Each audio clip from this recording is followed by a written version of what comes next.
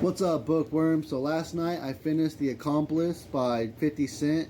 Now this is one of those books that the story was okay, but I really just couldn't get into this book for other reasons. Now I'm going to give this book 2.5 out of 5 stars. And the reason for that is because this book was highly unoriginal. I felt like this was supposed to be an episode in a TV show with the rate at which things progress throughout the story. Things just happen so fast that I felt like this was meant to be an episode in a TV show and they only had 30 minutes to condense everything down in. Now, the other reason I'm giving this book a 2.5 is because there's just some things I couldn't overlook in the book. One of them being that this guy's a bank robber. They're in the Houston area.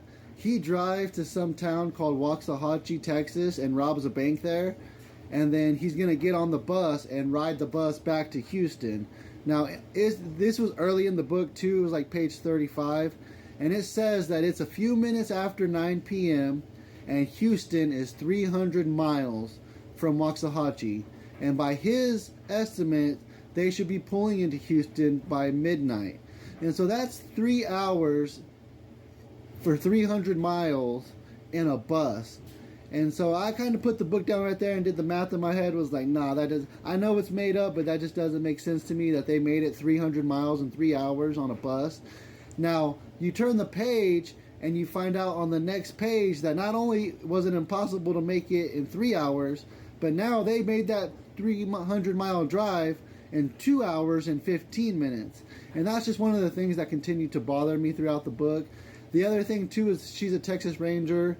Her dad is in prison for robbing banks, and she's talking to this other bank robber that she's currently helping out.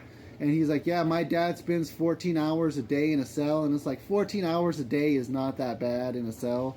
I know a lot of people that had to do 23 and 1s and stuff like that. And so 14 hours isn't that bad. And there's just little things in the book that added up that I couldn't deal with. And so, I mean, it was relatively short. The story is somewhat good, but it's just unoriginal. It's just all the thing, like, especially towards the end, is kind of had more of like a John Wick kind of vibe to the end of this book. And I've never seen John Wick, but this is what I imagined the ending of the first John Wick would kind of go through. And I didn't like the book for that. The story was okay, but overall, it's the little things in the book that added up that allowed me to give this book a 2.5 out of 5 stars. And so after I finished this book, I decided to get into John Green's Everything is Tuberculosis. And so right now I'm about 6 chapters into this book, and so far it has been really good read so far. I read a few chapters last night and a few chapters this morning. So now I got to get ready to head off to work. But like I said, The Accomplice, 2.5 out of 5 is really not. I had higher hopes and higher expectations for 50 Cent, but it's just highly unoriginal. Maybe he should just stick to being a rapper and producer on TV. He's not really a novel guy. After that, I've got Everything is Tuberculosis by John Green. So far, a good read. I'll let you guys know when I get through it. Until then, I've got to go to work. So let's get out there and carpe some Librum, bookworms.